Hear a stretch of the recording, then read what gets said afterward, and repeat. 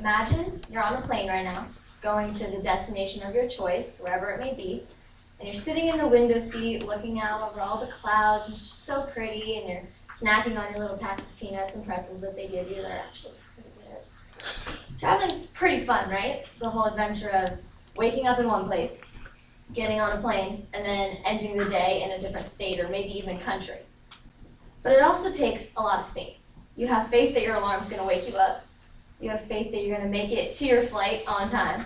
And you have faith that you're not going to be one of those crazy people that you see just booking it through the airport even though their flight left like 5 minutes ago.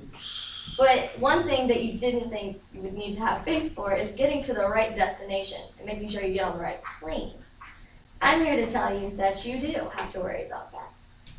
When I was 10 years old, my family decided to take me to Hawaii for spring break. So I was the only one of my friends who hadn't been, and the beach was always my favorite place to go. So as soon as I found out that we were going to Hawaii, of course I went to the mall, because where else does a 10-year-old girl go? And I bought all new clothes, ready for Hawaii, and I started counting down the days. The day finally came, about 2 weeks later, and I got up when my alarm went off, which was like, that never happened. And I started packing up my bag to go to the airport. And my mom came in and told me, you have to dress fancy to go to the airport, which you usually wear like sweats and like slippers. So I didn't question it though, because I was like, we're going to Hawaii, who cares? I'll just do what she says. So we got in the shuttle, got to the airport, and my dad decided to tell me that we were flying standby. Now, being 10, I didn't know what that meant, and it means that we had a 50% chance of actually making it to Hawaii. I knew what that meant, and I got really angry, and I mouthed off for about 10 minutes about how life wasn't fair, how nothing went my way, and then my parents reminded me and put me in check that I was 10, and my life was not that stressful. And then we proceeded through security and got to our terminal. The whole first day, we waited, and if you don't know how standby works, there's a monitor, and there's a list of names of people that don't have guaranteed tickets, and we were 40 people down the list. So by the end of the day, we realized we weren't getting on a flight. So we packed up, stayed at my grandma's for the night, and then we got up the next morning and did it all over again, had to put on the same outfit and go and sit at the same terminal for about 5 or 6 hours. And then we ran into some family friends, and they were also going to Hawaii, except for they had guaranteed tickets to Hawaii. So we talked with them a bit, talked where they were going to go in Hawaii, and it got me even more excited. And then they got on their flight while we remained in LAX.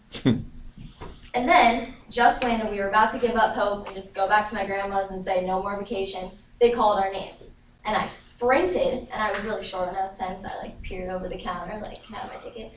And they told us we only have 2 tickets, and there were 3 of us. So that was fine with me. I was like, I will see you guys in Hawaii, I'm gonna take the ticket. But my parents were like, no, we're just gonna wait for 3. So then my dad, without telling me what he was doing, went to the ticket kiosk and looked for tickets to somewhere else. And I didn't know that. I still thought we were going to Hawaii. And then he came back and said, we're not going to Hawaii. I got tickets to somewhere even better.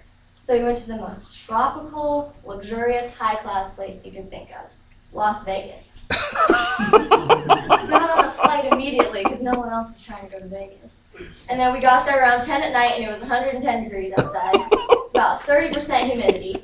And to top it off, I had been sick from being in the airport for 2 days straight, so I was just not in my happy place, and my Hawaiian dream was dead.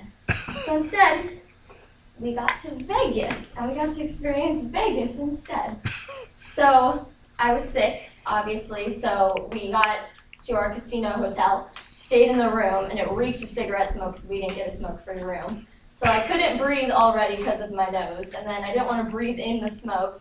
So I just laid in bed for the duration of the week, and the TV only had 1 channel. It was playing old Las Vegas movies that my parents wouldn't let me watch, so I really just slept the entire trip. And my only adventure out was when my parents decided it would be a good idea to take me to Margaritaville. I can't drink, so I just sat there while they drank, and then I think it's safe to say Vegas is not the place for a 10-year-old, especially when she's sick. So since we were all miserable, we left a day early. And I came back to school, and all my friends were like, how was Hawaii? And I just, cried. I was like, we didn't go to Hawaii, we went to Vegas. And even though this is, a lighthearted story that's not super serious, I learned a really important lesson from this experience. I learned that I'm not in control, and even my parents aren't in control all the time. And that was a big concept for me. I always thought that they kind of like were in charge of me, which they were, but they didn't have control of the situation. And I had to have faith in God that He was going to get us somewhere, or if not, then I was at least going to have a nice spring break at home or doing something fun.